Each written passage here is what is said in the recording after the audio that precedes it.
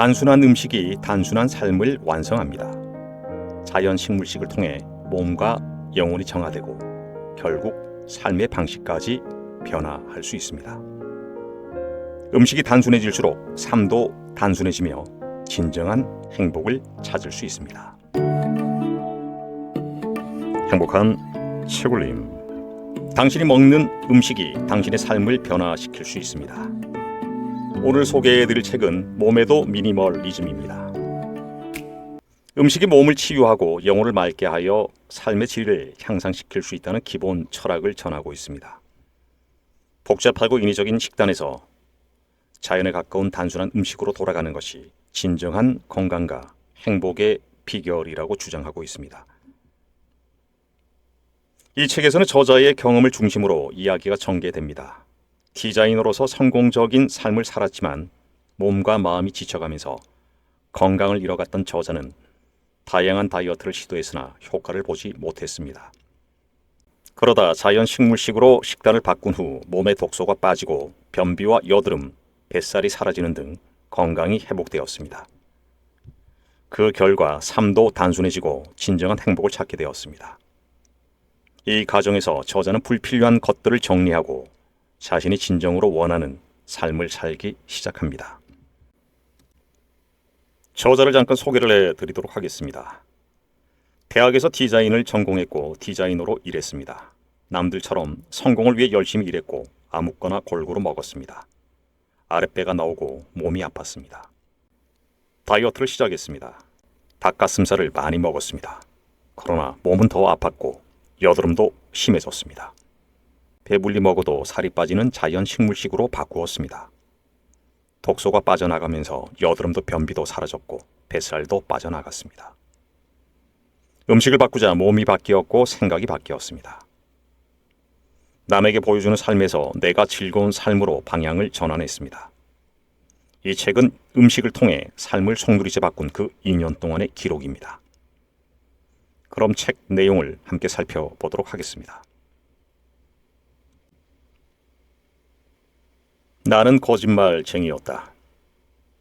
너는 날씬해서 많이 먹어도 되겠다. 자주 듣는 말이었다. 나는 한 번도 비만했던 적이 없고 다이어트로 인해 고민해 본 적도 없을 정도로 원체 마른 체형이었다.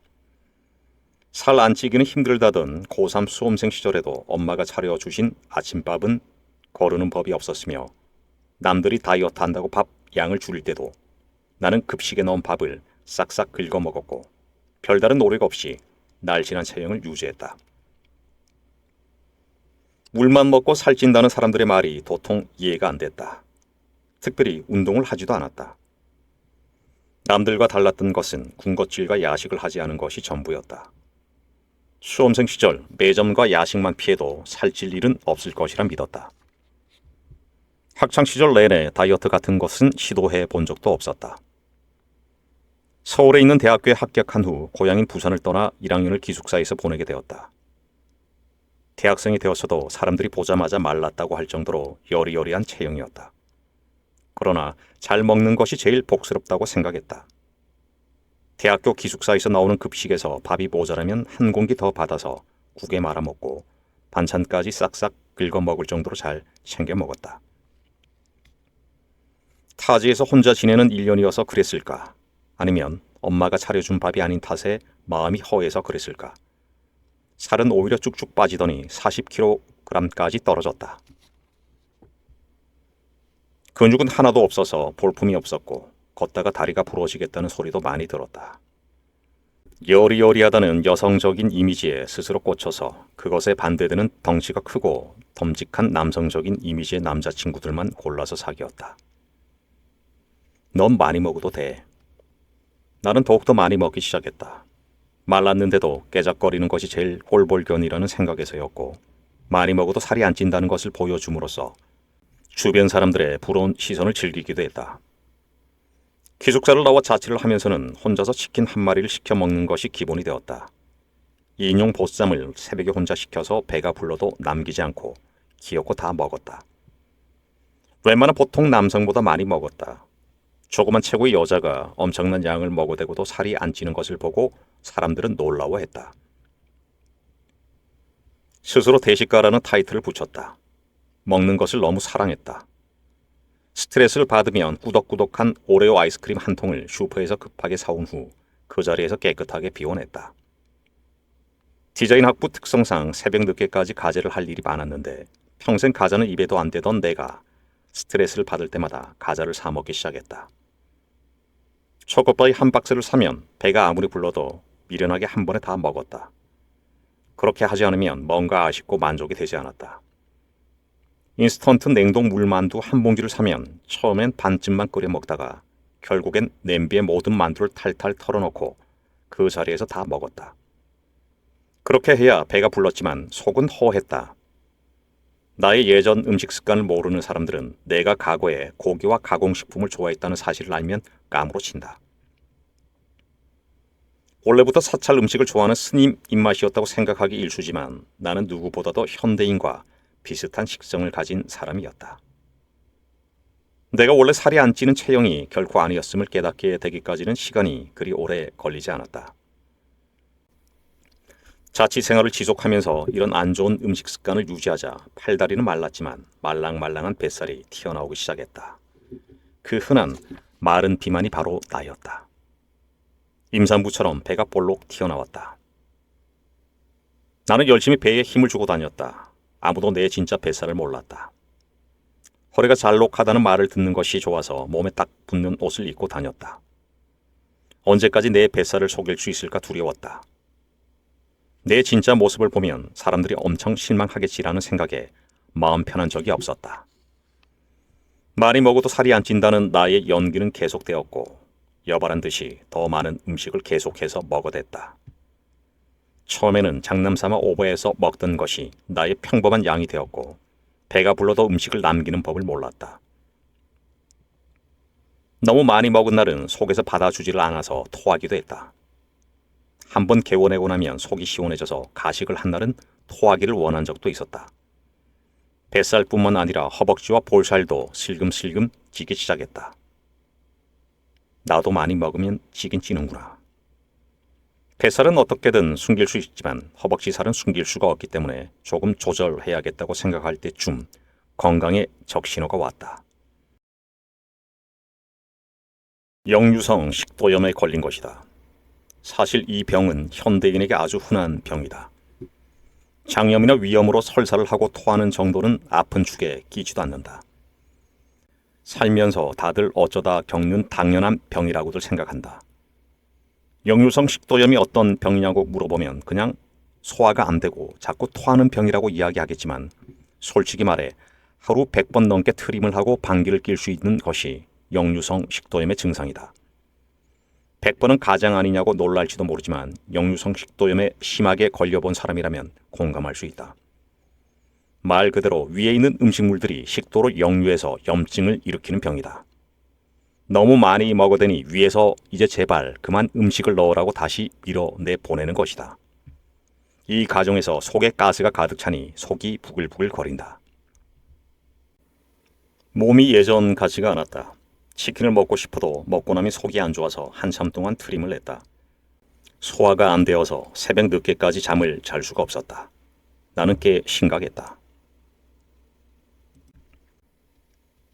2주 만에 뱃살이 사라지다. 자연 식물식을 하고 느낀 나의 첫 후기는 어이없다였다. 그리고 그것은 곧 굉장하다로 바뀌었다. 사계절 내내 나를 괴롭히던 암내는 자연 식물식 5일 만에 사라졌다. 땀에서 나던 치즈 썩은 냄새도 사라졌다. 지방분해 시술까지 고려해야 했던 숨겨진 뱃살은 2주 만에 사라졌다. 몸은 가벼운데 체력은 갈수록 늘었다. 몸속에 남아있던 무거운 찌꺼기들이 사라진 기분이라 걸음걸이가 그렇게 가벼울 수가 없다. 이틀에 한 번 겨우 갔던 화장실은 하루에 3번도 간다. 채식하는 사람들의 배변량이 더 많은 이유는 섬유소에 있다. 인류는 섬유소를 하루에 100g 이상씩 먹으며 진화해 왔다. 뉴트리션 팩츠의 논문들에 따르면 이러한 섬유소는 납, 수은, 과도한 콜레스테롤, 에스트로겐과 같은 찌꺼기들을 밖으로 배출해주는 역할을 한다. 동물성 음식에는 0%다. 전혀 없다는 말이다. 배변 활동이 원활하니 속이 편안하다. 배불리 먹어도 화장실 갔다 오고 다음날 자고 일어나면 배가 꺼져 있다. 역류성 식도염의 증상인 트림, 더부룩함, 가스, 구토도 사라졌다. 탄수화물 두려움에서 벗어나 현미밥을 밥솥째 배불리 먹어도 속이 편해서 탈이 난 적이 없다. 더 이상의 칼로리 계산, 양 조절, 음식 집착도 없어졌다. 먹는 것을 온전하게 즐기고 숫자와 다이어트는 아예 머릿속에서 지워버렸다. 그럼에도 노력 없이 날씬한 체형을 유지할 수 있게 되었다. 자연 식물식을 하고 한 달 지났을 무렵에는 팔굽혀 펴기 10회가 최대였던 내가 총 90회를 넘겼다. 팔굽혀 펴기 숫자를 세면서 절로 웃음이 나왔다. 내가 미친 거 아닐까? 닭가슴살 대신 현미밥, 과일, 채소를 배불리 먹은 것이 전부였다. 따로 특별하게 운동을 더 했던 것도 아니다. 먹는 음식만 바꿨는데 체력이 늘었다.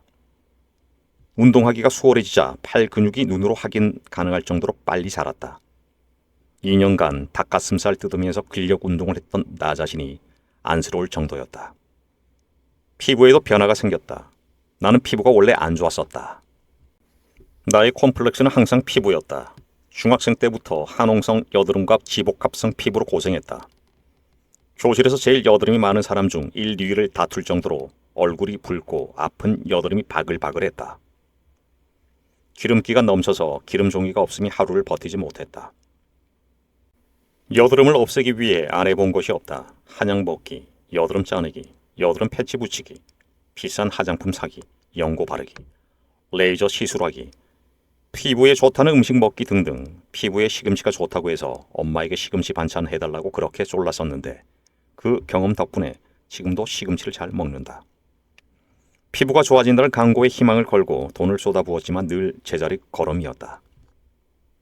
그러나 기름기 가득한 동물성 음식과 식물성 기름, 가공식품, 설탕 등을 먹지 않자 피부과를 가지 않아도 한홍성 여드름이 예전처럼 많이 올라오지 않았다. 나의 피부과 담당 의사는 내 피부를 보고 어떻게 2, 3주 만에 갑자기 모공과 기름이 줄어들었냐며 놀라워했다. 혹시나 해서 최근에 채식을 하게 되었다고 말하자 갑자기 의사의 태도가 달라졌다. 음식 습관과 피부는 별로 상관이 없다는 것이다. 꾸준히 관리를 해야 한단다. 병원에서는 내 피부가 완전히 좋아지기를 바라는 것 같지는 않았다. 나는 그 길로 더 확신이 들어서 오랫동안 다니던 병원을 안 다니기로 했다. 그때가 자연 식물식을 하고 한 달이 좀 넘은 시기였다. 사람들은 항상 골고루 먹으라는 말을 한다. 그 골고루에는 곡물 및 전분류, 채소 및 과일류, 고기 생선, 달걀 및 콩류, 우유 및 유제품, 유지 및 당류 등이 모두 포함된다. 학교에서 그렇게 배웠다. 그러나 그렇게 골고루 챙겨 먹어도 주변에 안 아픈 사람들이 없다. 감기, 두통, 변비, 비염, 위장 장염.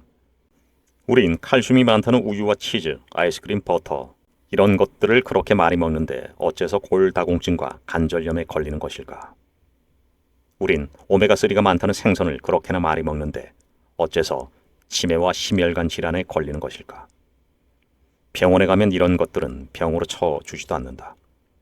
너도 나도 모두 걸리는 병이기 때문에 인간이라면 살면서 한 번씩 겪는 당연한 일이라고 생각한다. 큰 병에 걸리면 원인이 뚜렷하지 않다는 의사의 말과 함께 약과 수술 일정을 잡기 바쁘다. 원인을 모른다고 하니 유전 탓을 하면 마음이 편하다.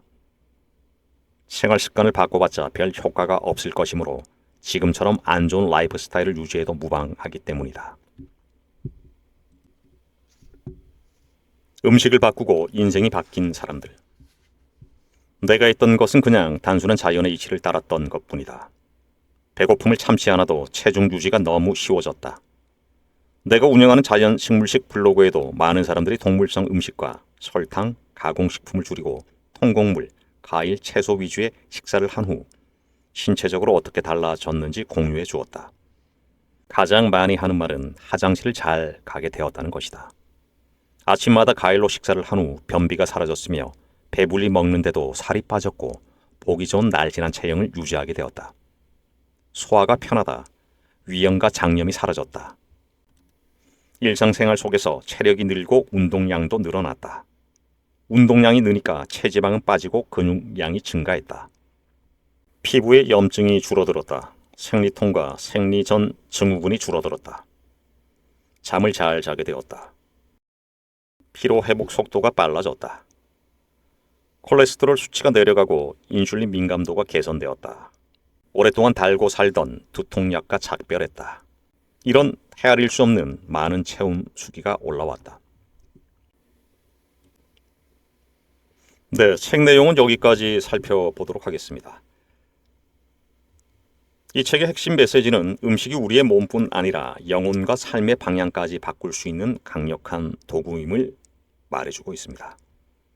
단순한 음식은 단순한 삶을, 그리고 그 단순한 삶은 진정한 행복을 가져다 줄 수 있다는 것을 저자의 경험을 통해 증명하고 있습니다. 또 단순히 건강에 좋은 식단을 소개하는 것이 아니라 더 나아가 삶의 방식까지 변화시킬 수 있는 방법을 제시하고 있습니다. 복잡한 세상에서 진정한 행복을 찾고 싶다면 음식부터 단순하게 시작해보라는 저자의 이야기에 귀 기울여 보시기 바랍니다. 당신의 몸과 삶이 모두 변화할 것입니다. 오늘도 함께해 주셔서 고맙습니다. 평안하십시오.